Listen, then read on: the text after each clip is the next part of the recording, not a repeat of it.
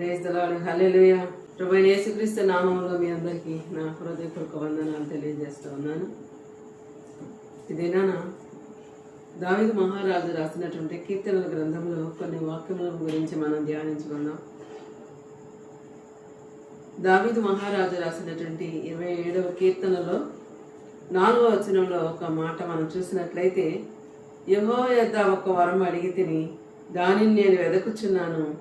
యెహోవా ప్రసన్నతను చూచుటకును ఆయన ఆలయంలో ధ్యానించుటకును నా జీవిత కాలమంతయు నేను యెహోవా మందిరంలో నివసింపగోరుచున్నాను.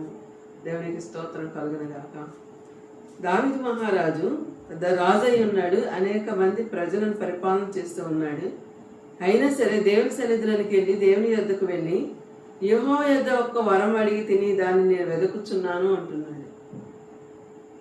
ఎప్పుడైనా మనకి ఆలోచన వచ్చిందా? దేవుని సన్నిధికి వెళ్ళి దేవుని ఒక వరం అడగాలని కానీ, లేకపోతే మనకు కావాల్సినవి ఖచ్చితంగా ఆయన ఇస్తాడు అడగాలని పట్టుదల కలిగి మన దేవుని సన్నిధిలో ఎప్పుడైనా అడగగలిగామా? దావీదు గారు మహారాజు అయ్యింది కూడా, చాలా పనులతో ఉండి కూడా దేవుని సన్నిధికి వెళ్ళి ఒక వరం అడిగాడంట. దాన్ని వెతుకుతూ ఉన్నాడు మందిరంలో. అది ఏమిటంటే, యెహోవా ప్రసన్నతను చూచుటకును ఆయన ఆలయంలో ధ్యానించుటకును నా జీవిత కాలమంతే నేను యెహోవా మందిరంలో నివసింపగోరుచున్నాను. దేవునికి స్తోత్రం కలుగునుగాక. ఆయన ఆయుష్కాలం అంతా కూడా దేవుని సన్నిధిలో గడపడానికి ఇష్టపడుతూ దేవుని సన్నిధిలో అలా ఉండడానికి నాకు సహాయం చేయ ప్రభు అని అది ఒక వరంలాగా అడుగుతూ ఉన్నాడు. యెహోవా ప్రసన్నతను చూచుటకును ఆయన ఆలయంలో ధ్యానించడానికి జీవిత కాలం అంతా ఆయన మందిరంలో నివసించడానికి ఇష్టపడుతూ అది ఒక వరములాగా నాకు సహాయం చేయి ప్రభు అని దేవుని సన్నిధిలో అడిగి ఉన్నాడు. దేవునికి స్తోత్రం కలుగునుగాక. అలాంటి ఆశ దావీదుకు వచ్చిందంటే ఇప్పుడు మనం ఎంతగానో పట్టుదలగా దేవుని సన్నిధిలో అడగవలసిన వారమై ఉన్నాం. మనకు కూడా అలాంటి ఆశ కలగాలి కదా. ఆశ గల ప్రాణాన్ని దేవుడు తృప్తిపరుస్తూ ఉన్నాడు. ఆశ ఉంటేనే మనం ఏదైనా పొందుకోగలుగుతాం.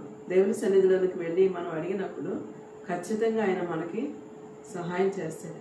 ప్రభువా నీ సన్నిధి కావాలి, పరిశుద్ధాత్మ శక్తితో నేను నింపబడాలి, అభిషేకంతో నేను నింపబడాలి మనం అడిగినప్పుడు దేవుడు తప్పకుండా మనకి సహాయం చేస్తాడు. అది ఏమాత్రము సందేహం లేకుండా విశ్వాసముతో నమ్మకంతో మనం అడిగినప్పుడు ఆయన ఖచ్చితంగా సహాయం చేస్తాడు. అలాగే 84వ కీర్తనలో మనం చూసినట్లయితే కోరహు కుమారులు దేవుని యొక్క మందిరమును గురించి నివాసమును గురించి ఎంతగానో వర్ణిస్తూ ఉన్నారు. సైన్యములకు అధిపతి వగు యెహోవా నీ నివాసమును ఎంత రమ్యమును, యెహోవా మందిరావరణమును చూడవలనని నా ప్రాణం ఎంతో ఆశపడుచున్నది, అది సొమ్మసిల్లుచున్నది. జీవము గల దేవుని దర్శించుటకు నా హృదయమును నా శరీరమును ఆనందంతో కేకలు వేయుచున్నదని కోరహు కుమారులు పాడుతూ ఉన్నారు ఆ పాటని. కీర్తన అంటే ఒక పాటలాగా వ్రాయబడి ఉన్నది. సైన్యములకు అధిపతి యొక్క యెహోవా నీ నివాసములు ఎంత రమ్యులు, ఎంత బాగున్నాయి నీ నివాసాలని వర్ణిస్తూ ఉన్నాడు. మందిరావరణమును చూడాలని నా ప్రాణం ఎంతో ఆశపడుతుంది, సొమ్మసిల్లుచున్నది. జీవము గల దేవుని దర్శించుటకు నా హృదయము నా శరీరము ఆనందంతో కేకలు వేస్తుందని వాళ్ళు మాట్లాడుతూ ఉన్నారు. మన ప్రాణము దేని కొరకు ఆశపడుతూ ఉంది? జీవము గల దేవుని దర్శించడానికి ఆయన సన్నిధిలో మన హృదయము మన శరీరము ఆనందంతో కేకలు వేస్తుందా? లేకపోతే దేవుని సన్నిధికి వచ్చి మనకు కావాల్సినవన్నీ అడుగుతూ కూర్చుంటే అప్పుడు మనం ఆయన సన్నిధిని, ఆయన శక్తిని, ఆయన పరిశుద్ధ ఆత్మశక్తిని మనం ఎప్పుడు అనుభవించగలం? కేవలము ప్రత్యేకముగా కోరహు కుమారులు దేని గురించి అడుగుతున్నారంటే, నా ప్రాణం ఎంతో ఆశపడుతుంది దేని గురించి అంటే మందిరావరణములను చూడాలని, సొమ్మసిల్లుచున్నది అంటున్నాడు. దేవుని దర్శించాలని వాళ్ళ హృదయము శరీరము ఆనందంతో కేకలు వేస్తుందంట. అయ్యా నీ దర్శనం నాకు కావాలి, నీ సన్నిధి నేను అనుభవించాలి, నీ స్పర్శను నేను అనుభవించాలి, ఆత్మశక్తితో నింపబడాలి, మీ మందిరావరణంలో నేను ఎంతగానో సంతోషించాలని కోరహు కుమారులు వాళ్ళ హృదయంలో ఉన్నటువంటి ఆలోచనలని వ్యక్తపరుస్తూ ఈ కీర్తన రాసి ఉన్నారు. దేవునికి స్తోత్రం కలుగునుగాక. అంతేకాకుండా సైన్యములకు అధిపతి వగు యెహోవా నా రాజా నా దేవా నీ బలిపీఠము నొద్దని పిచ్చుకలకు నివాసము దొరికెను, పిల్లలు పెట్టుటకు వానుకోవులకు గూడు స్థలము దొరికెను. అవును, పిచ్చుకలకు నివాస స్థలం కూడా బలిపీఠం యొద్దనే ఉన్నది అని, పిల్లలు పెట్టుటకు వానకోవులు కూడా గూటి స్థలము అక్కడే దొరికిందని. ఆయన అందరినీ ప్రేమించే దేవుడు, అందరినీ పోషించే దేవుడు, అందరినీ దృష్టించే దేవుడు కనుక ఎవరికి ఏది అవసరమో ఆయనకు తెలియను. మనం అడగక ముందే, మనకు తలంపులు పుట్టక ముందే సమస్తం ఆయన ఎరిగి ఉన్నాడు. ఆయనను మన ఆలోచనలు ఎలా ఉన్నావో, మన తలంపులు ఎలా ఉన్నావో ఆయన పరీక్ష చేస్తూ ఉంటాడు. మన ఆశ దేవునికి ఇష్టకరమైనదిగా ఉందా లేదా, లేకపోతే మన సొంత ఆలోచనతో, సొంత జ్ఞానంతో దేవుని మనం అడుగుతున్నాం అనేది కూడా ఆయన ఆలోచిస్తూ ఉంటాడు. కోరహు కుమారులు అడిగింది, దావీదు గారు అడిగింది న్యాయబద్ధమైనదే. దావీదు మహారాజు మందిరావరణంలోని జీవితకాలం అంతా నివసించాలని ఇష్టపడుతూ ఒక వరంలాగా అడిగి ఉన్నాడు. అలాగే కోరహు కుమారులు ఎలా అడుగుతున్నారంటే వాళ్ళ ప్రాణము, వాళ్ళ దేహము, వాళ్ళ శరీరము దేవుని దర్శించాలని, జీవము గల దేవుణ్ణి దర్శించాలని హృదయమును శరీరమును ఆనందంతో కేకలేస్తుంది. హృదయపూర్వకముగా, ఇష్టపూర్వకముగా మరి మనం దేవుని సన్నిధిలో స్తుతించగలుగుతున్నామా? అప్పుడు మనం అడిగేవన్నీ కూడా పొందుకోగలుగుతాం. మన ఆత్మ, మన శరీరము కూడా ఆనందంతో కేకలు వేసే స్థితిలో ఆయన సన్నిధిలో మనం మొరపెట్టుకోవాలి. నీ మందిరమునందు నివసించు వారు ధన్యులు, వారి నిత్యము నేను స్తుతించేదని. అవును, భక్తిహీనుల గుడారములో నివసించుట కంటే దేవుని మందిరావరణంలో నివసించుట గొప్ప భాగ్యం. దేవునికి స్తోత్రం కలుగును గాక. మందిరమునందు నివసించు వారు ధన్యులని ఇక్కడ వ్రాయబడి ఉన్నది. దేవుని సన్నిధి అంటే ఎంతో ఇష్టపడుతూ దేవుని సన్నిధిలో నివసించాలని ఆశతో ఎదురు చూసేవారు వారు నిత్యము దేవుని స్తుతిస్తూ ఉంటారు. దేవునికి స్తోత్రం కలుగును గాక. వ్యర్థమైన ఆలోచనలు, వ్యర్థమైన తలంపులతో, లోక సంబంధమైన ఆలోచనలతో బ్రతికేవారు దేవుని సన్నిధిలో ఎక్కువసేపు గడపడానికి ఇష్టపడరు.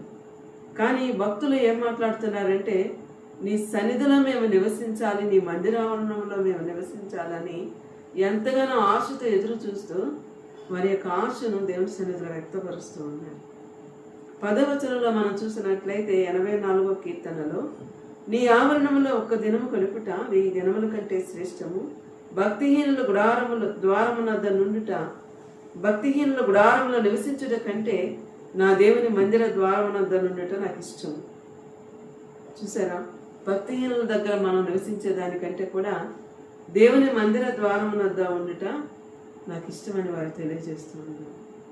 ప్రభు సన్నిధికి వెళ్ళి ఆయన స్తుతించాలని ఆశ, ఆయన మందిరంలోనికి వెళ్ళి ఆయన ఆరాధించాలని ఆశ, ఎప్పుడెప్పుడు ఆరాధనలు జరుగుతున్నావో అక్కడికి వెళ్ళి దేవుని స్తుతించాలనే ఆశ మనకు ఎప్పుడైతే ఉంటుందో ఆశగల ప్రాణాన్ని దేవుడు తృప్తిపరుస్తాడు.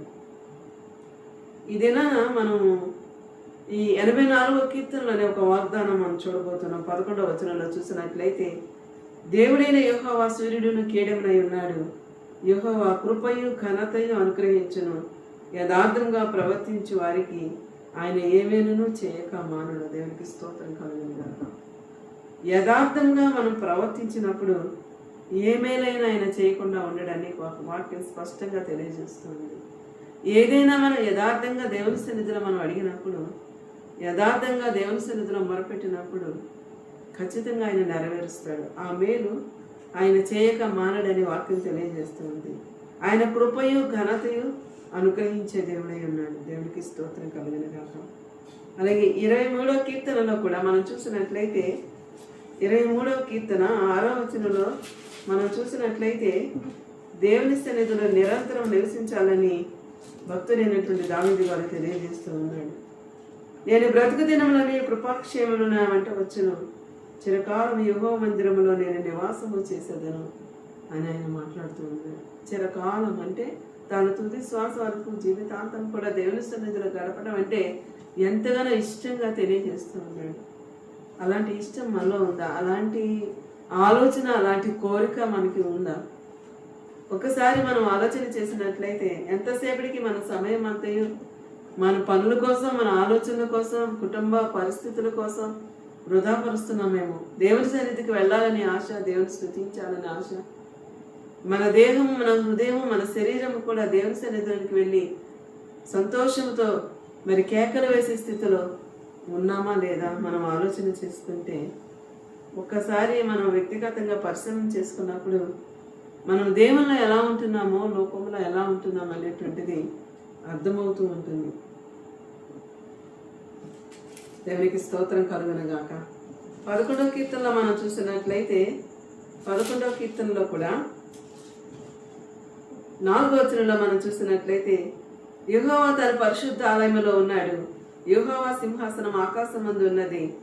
ఆయన నరులను కన్నులారా చూస్తున్నాడు. తన కనుదృష్టి చేత ఆయన వారిని పరిశీలించుచున్నాడు. దేవునికి స్తోత్రం కలుగునుగాక. యెహోవా తన పరిశుద్ధ ఆలయంలో ఉన్నాడు. ఇక్కడ స్పష్టంగా వ్రాయబడి ఉన్నది. అందుకే భక్తులైన వారు దేవుని సన్నిధిలో గడపడం అంటే ఎంతో ఇష్టంగా భావిస్తూ ఉన్నారు, వ్యక్తపరుస్తూ ఉన్నారు. దేవుడు పరిశుద్ధ ఆలయంలో ఉన్నాడు. యెహోవా సింహాసనం ఆకాశం ముందు ఉన్నది. ఆయన నరులను మనల్ని ఎలా చూస్తున్నాడంటే కన్నులారా చూస్తూ ఉన్నాడంట, దృష్టిస్తూ ఉన్నాడు. ఆయన కనుదృష్టి, ఆయన కనుదృష్టి చేత వారిని పరిశీలన చేస్తున్నాడు. అంటే మనం అందరం కూడా దేవుని సన్నిధిలో ఎలా మొరపెడుతున్నాం, ఆశ కలిగి ఉన్నామా?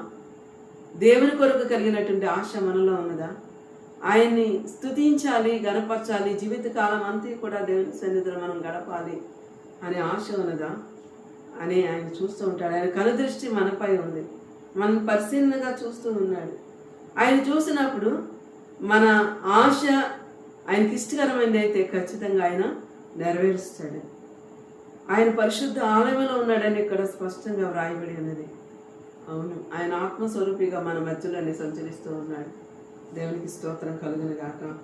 ఆయన ఎందుకు భయభక్తులు గల వారి ఎడల ఆయన కృప చూపుతూ ఉన్నాడు. నిరంతరము ఆయన సహాయం చేస్తూ ఉన్నాడు.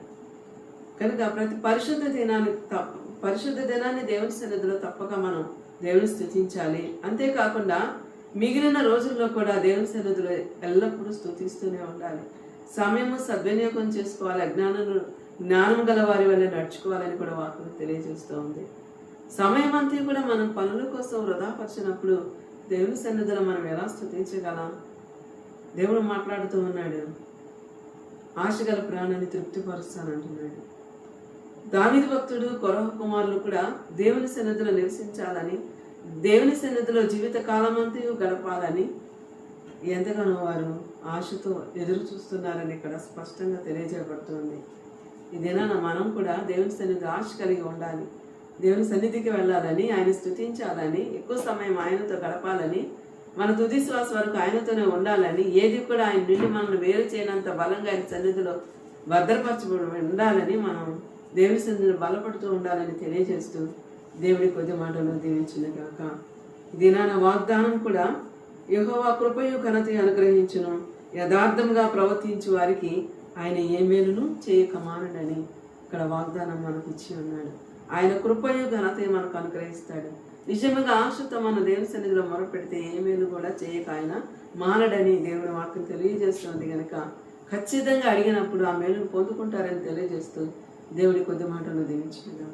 ఆమె చిన్న ప్రార్థన. మహాపరిశుద్ధుడైన మా తండ్రి, మీకు స్తోత్రాలు, మీకు వందనాలు, కృతజ్ఞతలు తండ్రి. సృష్టికర్త అయిన దేవ ఎల్ షదాయి మీకు స్తోత్రాలు, ఎబెనేజరే మీకు స్తోత్రాలు, మమ్మల్ని బలపరచుచున్న దేవా మీకు స్తోత్రాలు, శక్తితో నింపుతూ ఉన్న తండ్రి మీకు వందనాలు.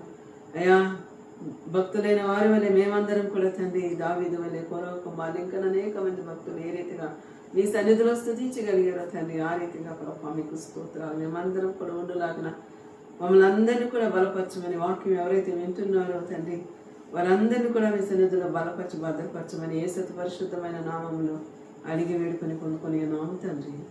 ఆమేన్.